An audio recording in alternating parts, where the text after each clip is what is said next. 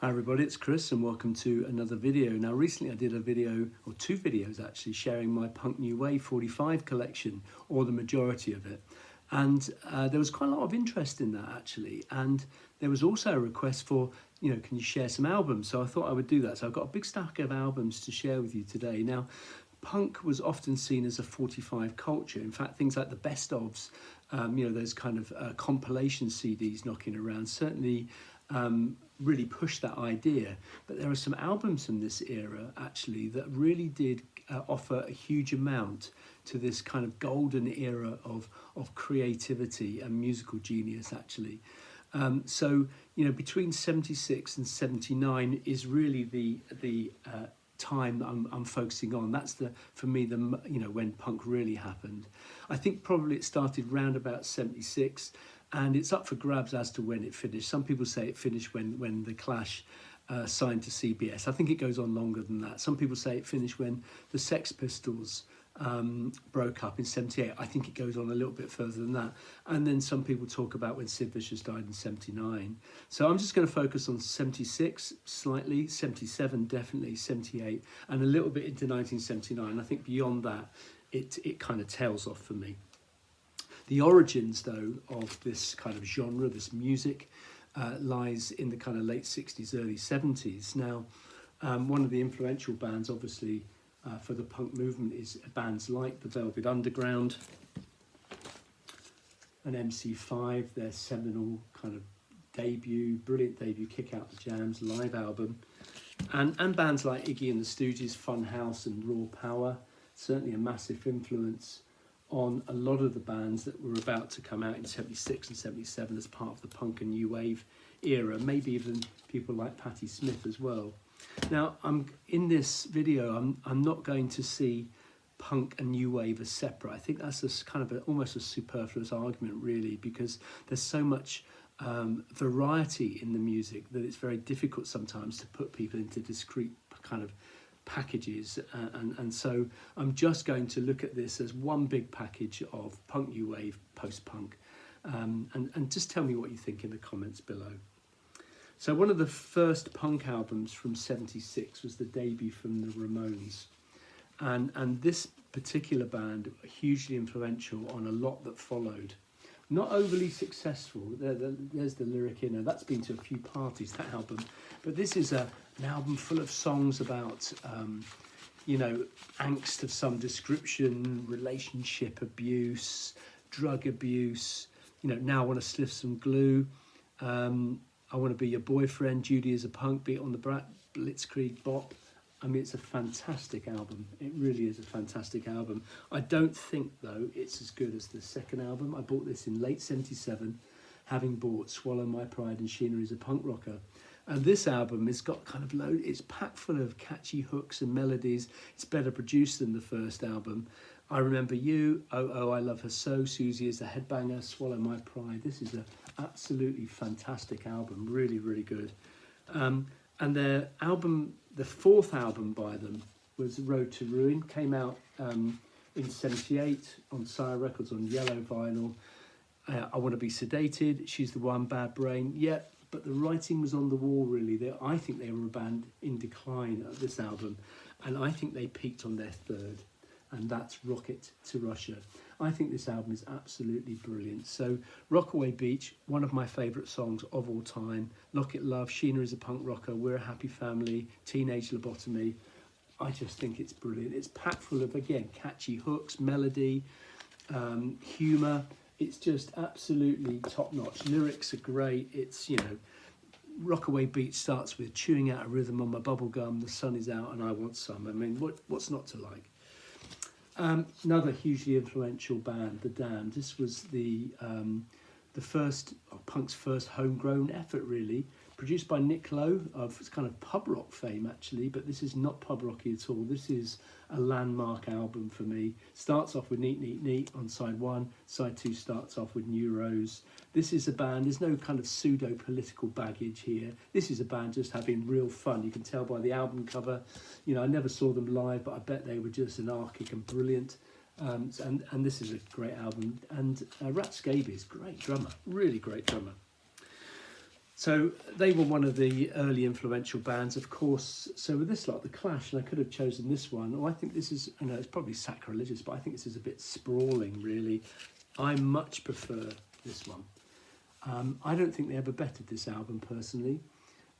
So alongside Anarchy, New Rose, Blitzkrieg Bop, White Riot was one of the kind of quintessential pillars of early punk. And that track features on here. It came out a week before this album. This album's been to a lot of parties as well, as you can tell by the cover. As a kid, I never got beyond side one. It was so good. It was just exhausting but brilliant. Janie Jones, Remote Control, I'm So Bored of the USA, White Riot, Hate and War, What's My Name. It's kind of like got simmering tension between black and white, between the police and society. It's just brilliant. It's absolutely brilliant. You know, tension between the rich and the poor. You can just almost taste the tension in it, actually. You can almost touch the riot shields of late 70s Britain.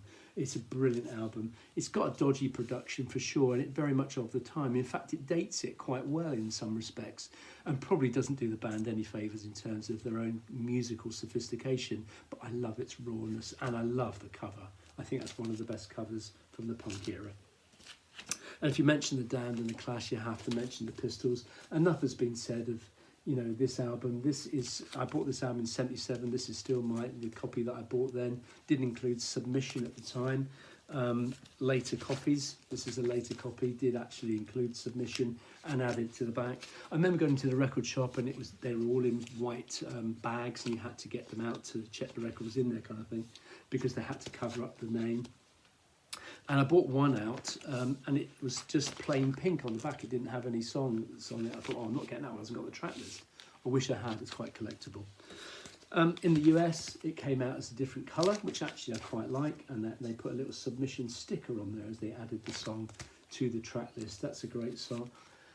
Pretty Vacant, God Save the Queen, obviously Anarchy and Holidays in the Sun. But for me, the best moment in this possibly is Bodies. It's amazing. Anarchy in the UK appears as a demo version on the Spunk bootleg as well. So this is on Blank Records. And the version of it on here is called Nookie, and I think it's better than the album version. Most of the other versions are songs in their infancy and clearly demos, but Nookie, aka Anarchy in the UK, is absolutely brilliant on the Spunk bootleg. So, as of course, there were loads of bands that kind of fitted in the slipstream of the Pistols and the Damned and the Clash. But there were lots of bands who had been around for a little while that were just waiting for that moment, and this is one of those bands. So formed in '74, I think Swindon, I think they're from. This is XTC's debut on Virgin Records from '77. Angular, quirky, excellent musicians, really good, which was different to lots of punk bands or new wave bands. There's a track on here, Statue of Liberty, which was a single, which is a really good power pop song actually, which should have been a hit but wasn't. So yeah, good little debut actually. As was this is The Boys, often regarded as the Beatles in bondage. In fact, they cover the Beatles on here. I Call Your Name is on here, but songs like I Don't Care, First Time, both of which were singles, Sick on You. I mean, it's chock full of like 3-minute punk pop classics, this album. It's absolutely brilliant, lyrically brilliant as well, and it's got real punk credentials actually, because a lot of the members of this band were part of the London SS collective that spawned people like Mick Jones of the Clash. So real punk credentials and a really good album, worth seeking out. Now, this band had origins with pub rock, actually, and in fact, their first single, We Vibrate, which was backed with a song called Whips and Furs, almost was the first ever. I think it was the second ever punk single behind the New Rose. This is the Vibrators. This is Pure Mania, their first album, which features Baby Baby, which was a single, London Girls, which is one of my favourite Vibrator songs, Whips and Furs, the B-side of We Vibrate, and Stiff Little Fingers, which is where the band Stiff Little Fingers got their name from. It's not as consistent as this. This is V2, their second album. Some good songwriting, some catchy hooks, some good songwriting on this album. Much more consistent, quite long as well. And there's a track on here, which one is it? Oh, 24 Hour People, I think it is. We've got a couple of little guitar solos which kind of show you their kind of rhythm and blues pub rock kind of origins, really. But good album. Next up is this. This is TRB, Tom Robinson Band, Power in the Darkness. You get a stencil with it as well, and for some reason I got two. I've no idea why. This is a guy who was at the forefront of the kind of politics into punk kind of movement, really. He was a champion for gay rights. He was instigator in things like Rock Against Racism, Anti-Nazi League, and so on. For some strange reason, inexplicable reason, this doesn't include the band song Glad to Be Gay or the quintessential new wave classic 2468 Motorway. I don't know whatever possessed the record company not to put those two songs on that album. It would have made it so much better. Same thing happened with this one. This is Generation X's debut. Doesn't include Your Generation, which is their best song, I think. It does have Ready, Steady, Go. It does have Youth, Youth, Youth, but it doesn't include their best song. There's Billy Idol before he went all Los Angeles and cool. And this band, similarly, now this is Germ-Free Adolescence, X-Ray Specs, featuring the brilliant Polystyrene. This, I can't listen to the whole of this album. I can only listen to one or two tracks at a time. Identity, fantastic. Germ-Free Adolescence, The Day the World Turned Dayglow, brilliant. Doesn't include Oh Bondage Up Yours, their greatest moment. One of the greatest moments of punk, actually. Doesn't include it, which was an oversight, I think. As was missing out Gary Gilmore's Eyes from this. This is Crossing the Red Sea with the Adverts, so British band. I think they're from Devon, actually. Crossing the Sea with the Red Sea with the Adverts. This is an 81 repress, so it does include Gary Gilmore's Eyes, but originals didn't. So this has got lots of singles, one called Wonders, No Time to Be 21, Safety Numbers, some great songs. I mean, T.V. Smith, the kind of main guy really of this band, is a great storyteller, and that's what these songs are, little short stories. But the face of the band was very much the panda-eyed gay advert, the bass player. And one of the songs here even has a little bass guitar solo, bizarrely. Next up, band from Derry, lyrically brilliant, again catchy songs, a real kind of ear and eye for melody, amazing. This is their second album, Hypnotised by the Undertones. This one has got My Perfect Cousin, which is just one of the best new wave songs ever, isn't it? It's brilliant. But I think this one just pips it, actually. This is their debut, which, again, bizarrely didn't have one of their best songs, Teenage Kicks. John Peel's favourite single ever, wasn't on this. I think it was on a repress of it, but this is a first press UK and doesn't have that on there. It's got Here Comes the Summer, Jimmy Jimmy, some great songs, just brilliant songs, but it would be made so much better with Teenage Kicks.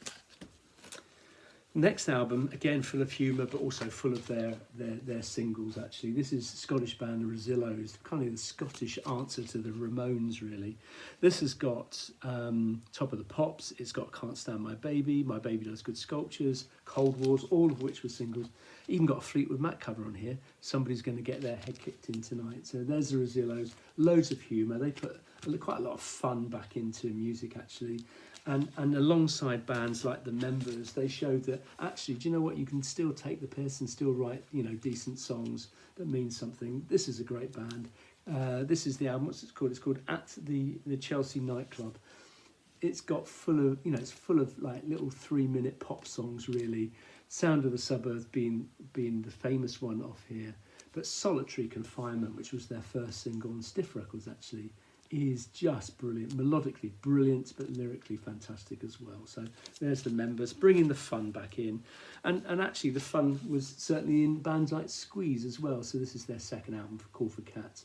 They did this in a variety of different colours. This has got Slap and Tickle. It's got Call for Cats, Goodbye Girl, Up the Junction, some big hits for them. Lyrically, just brilliant. What great songwriters they were, this band, fantastic. Taking themselves a whole lot more seriously, though, was bands like Susie and the Banshees. This is their debut, another album that doesn't feature the big hit. So this doesn't have Hong Kong Garden, the song inspired by a Chinese takeaway in Bromley. But The Scream is an incredibly influential album. It's jaggedy, it's got great guitar. I can't remember the guitarist's name, John someone. Absolutely brilliant. But I think whilst Susie Sue is often seen as the kind of archetypal punk priestess, she was also absolutely at the cutting edge of new wave. I don't know if this is her best album, That might be Juju for me, but this is just brilliant. And that's from 78 on Polydor, I think it was. Another influential band. So Howard Devoto left the Buzzcocks in 77 and reformed a band, or created a band called Magazine. This is their debut from 78 on Virgin Records called Real Life. Great album, features the song that's always on those punk compilations, Shot by Both Sides, which is great. But Motorcade, Definitive Gaze, also really good. Swirling keyboards, some great musicianship, good vocals, nice lyrics, really good production too. Great album. An album that's incredibly dark, hugely influential, and quite disturbing listen actually is this. What an absolutely brilliant cover. I love the cover. This is a UK original. It's a bit battered now.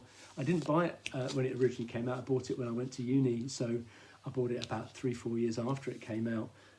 But Unknown Pleasures, 10 songs, disturbing, melancholic, just quite a difficult listen, but hugely influential on so many bands that followed. The very disturbed Ian Curtis sadly passed away a few years after that. Another influential band that didn't even have a hit single actually, unlike Love Will Tear Us Apart with Joy Division, but again very influential. A Gang of Four. This is their album Entertainment. I love the song actually, Damaged Goods. It was a single. I don't have it actually. I wish I did. It's kind of like, it's quite dark, but it's quite danceable. But this was a band, again, kind of jaggedy, really interesting rhythms, hugely influential on loads of bands, indie bands that were to follow this.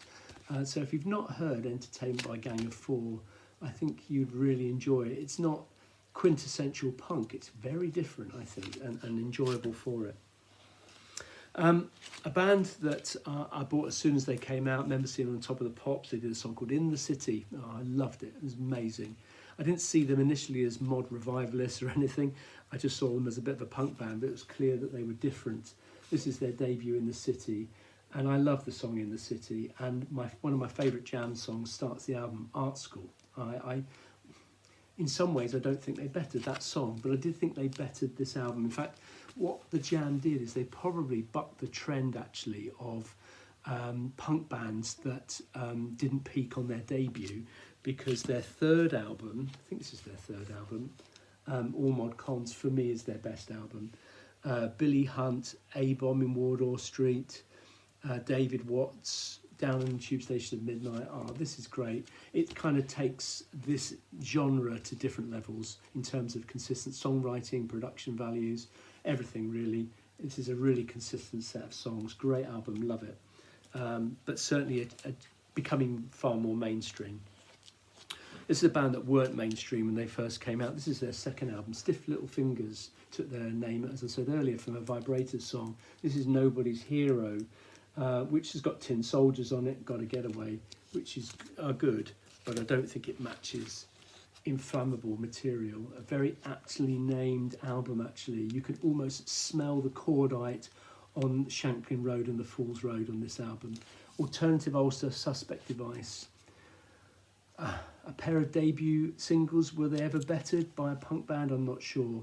This is full of angst about living in the Troubles in Northern Ireland. It's absolutely brilliant. Jake Burns, the singer, really gravelly voice on it. Just sounds so right for this kind of music. So great debut album. The next is another debut album, and I think their best album, but it bucks the trend of there were no good punk albums after the Pistols kind of thing, and this is the debut album from the Ruts. Came out in late 79, so one of the later sort of punk albums. Babylon's Burning is on here. Something That I Said is on here. Jar War is on here. Great stuff. Their singer, what's his name? Malcolm Arnold? Not Arnold, that's the composer, isn't it? Malcolm Owen. Great voice, got real attitude, real aggression in his voice.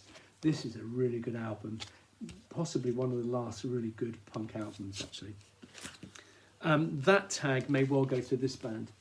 So UK Subs produced a number of really good singles on Gem Records, all of which are on coloured vinyl, and this is also on coloured vinyl as well. Another Kind of Blue, and I think all their albums, this Another begins with A, their next album, Brand New something, I think it was, their albums are A, B, C, D, E, F, and so on. This album is full of their singles, Tomorrow's Girls, CID, Stranglehold, and so on. But they're slightly sanitized versions. The production on it just kind of smooths the edges off the rawness, actually, of the songs. So it's not as good as it could have been. It's even got a bit of harmonica on it, this album. So, but you know, decent enough. Probably the last good punk album, possibly. Another band who were probably too old for punk but too young for pub rock, and that was the Stranglers. This is their second album, No More Heroes, which features Something Better Change, which is one of their best songs, I think. But their debut album was something else, Ruts Norvegicus.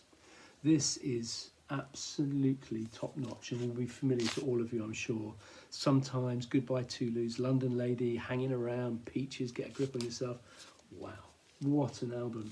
Absolutely brilliant. You know, the moody bass of Jean-Jacques Burnel and the swirling keyboard of, is it Dave Greenfield? Absolutely marvellous stuff. England's answer to the Ramones was probably the Lurkers. They did a number of really good songs, actually. Ain't Got a Clue, I Don't Want to Tell Her. I Don't Need to Tell Her, sorry. Shadow, which is great. They did an interpretation of Then I Kissed Her, which is called Then I Kicked Her. But really good album. It's a gatefold, I think. Yeah, gatefold. And really good album, actually. Kind of its time. Production isn't brilliant, but it's a great album. Lurkers. Here's a band that were defined by one particular song, and I think there were more to them than that, actually.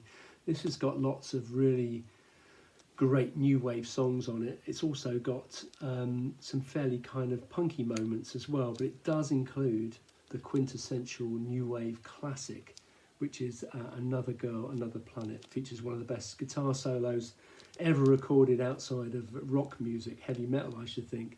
A really good album. The lead guy, Peter Perrott, very talented songwriter and lyricist. Quite disturbed individual, I think, potentially, but bearing in mind some of the things he wrote about, but really good album. That's the debut album from The Only Ones. And then we've got a couple of albums by the Buzzcocks. So this is, I think, their second album. This is the one that features Ever Fallen in Love. This is a really good album and well worth having, but I think Another Music in a Different Kitchen is a better album, actually. So this is their debut. I Don't Mind, Autonomy, 16, really good album. Again, good melodies, good arrangements, lyrically very interesting, great band, love them. So punk was born certainly out of maybe some of those US influences, but there are also some UK influences as well, the sort of pub rock scene, so bands like Dr. Feelgood, that's their live album, Stupidity.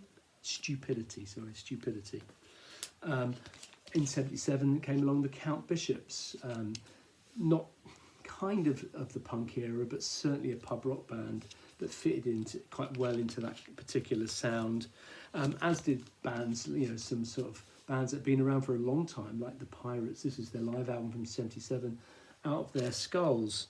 There'd also been bands like Guts Deluxe around. This is just kind of a best of. And some of the members of this particular band went on to form the Motors. And this is a great album, the debut by the Motors.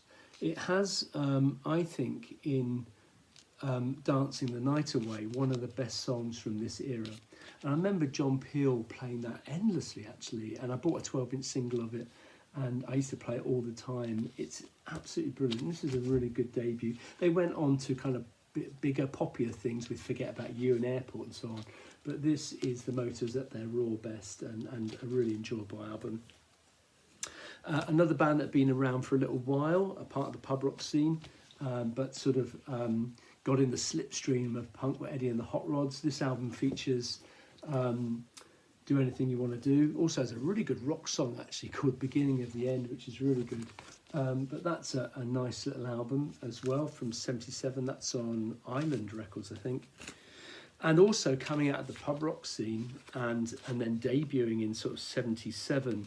This is a debut, I think this is 77, on Stiff Records, Ian Jury. This is an absolutely classic album, isn't it? New Boots and Panties, Wake Up and Make Love With Me, Sweet Gene Vincent, Billericay Dicky, Clever Trevor Art, clever lyrics, brilliant groove, absolutely immense band he had behind him. Chaz Jankel, proper decent musician. So really tight band and a really interesting individual. He went on to produce quite a few albums, sadly passed away now. This is pretty good as well. This came out in lots of different formats of different wallpaper designs, but again, some great songs on there, in-betweenies, that kind of stuff on there. So all good stuff. Also from this era, we have Elvis Costello. This is his debut on Stiff Records. Welcome to the Working Week. Alison, Angels Want to Wear My Red Shoes, which I really like. Mystery Dance, which was a single. Fantastic debut album. I remember seeing him on Top of the Pops and I thought, God, this guy's really proper weird. My favourite album by him, though, is probably this one, This Year's Model. This has got Radio, isn't it, on it? And Pump It Up. What else is on here? Oh, I can't read the text on the side. Oh, I Don't Want to Go to Chelsea. Yeah, this is a great album by Obis Costel. This is on Radar Records. He moved from Stiff to Radar. I think it's 78, this particular album. That's an album, I think it's that album, or certainly the album before, produced by Nick Lowe, who also was bringing out his stuff. I think it may have been something different, called something different in the States. It's Jesus of Cool over here. But this had... I Love the Sound of Breaking Glass, which is a great song, and it also had So It Goes, which was the first ever single on Stiff Records as well. And round about that time we had the kind of pop sensibility of people like Joe Jackson with the absolutely brilliant Is She Really Going Out With Him, and of course we had at that sort of time the Police as well, new wave band at the time rather than just a pop band that they became. But there was some real Britishness around as well. So Splodginus Abound, who did a single called Pints of Lager and a Packet of Crispies. This is ram-packed full of sort of daft humour, really. It's got, I've got loads of famous people lying underneath the floorboards of my humble abode. There's a name for a song. Just absolutely bonkers album. Remember picking it up for really cheap. I don't play it. It's hilarious. But anyway. Here's another one by the Scottish band, I think, aren't they? The Skids. So this is Scared to Dance from 79, I think, 78, 79 on Virgin Records. This features Stuart Adamson, of course, went on to play in Big Country, and it has got two absolutely quintessential new wave songs on it. It's got The Saints Are Coming, which opens side 2, and Into the Valley, of course, which is on every single punk compilation there is. And round about this time, 77, we had Ultravox, make sure it's the one with the exclamation mark, producing kind of new wavy songs. This is the Mid-Year Free and the John Fox version of it, but, nice bits of kind of jaggedy punk, which are worth seeking out. And then on to the US. So the US produced a number of really good bands in the kind of 75, 76, 77 kind of time. Many were influential, and not many were hugely successful, if I'm honest. But I do remember this album. Roadrunner is one of my favourite songs of all time. I loved it, and I love this album actually.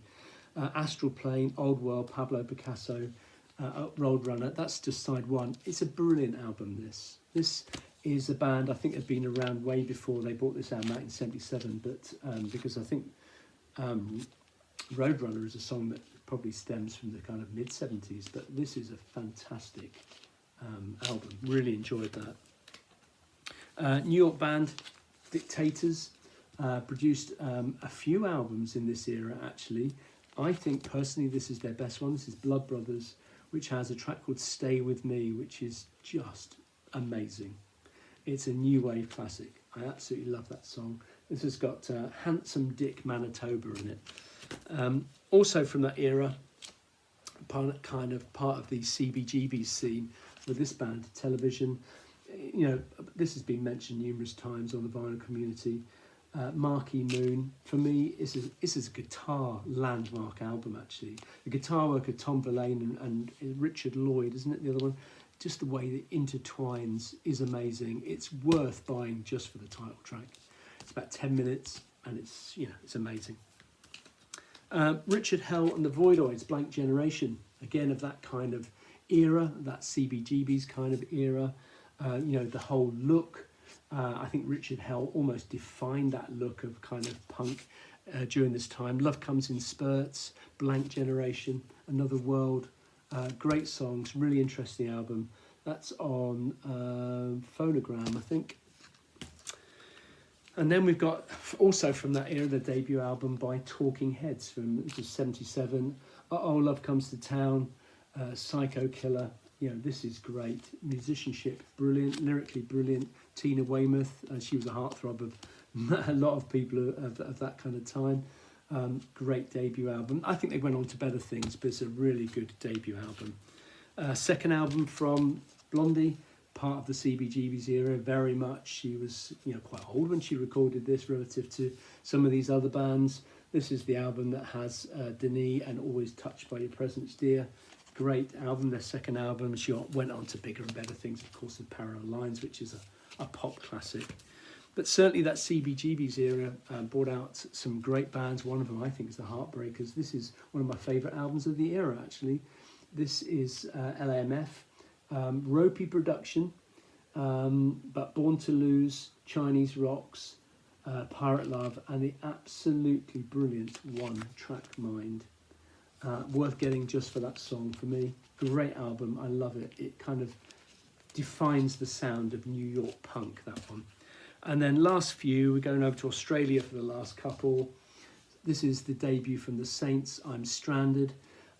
Sounds a bit like a demo, but it's got some brilliant songs. I'm Stranded, One Way Street, Erotic Neurotic, No Time, Demolition Girl. Really good album. I think, though, they bettered it with their follow-up, which was this one, Eternally Yours. This has got two absolutely bona fide new wave classics. One is Know Your Product, which has horns on it, and punk classic In This Perfect Day, which is just perfect.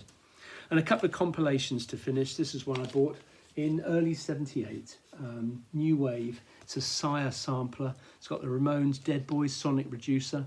I wish I had that album actually. What was that album called? Young, Loud and Snotty.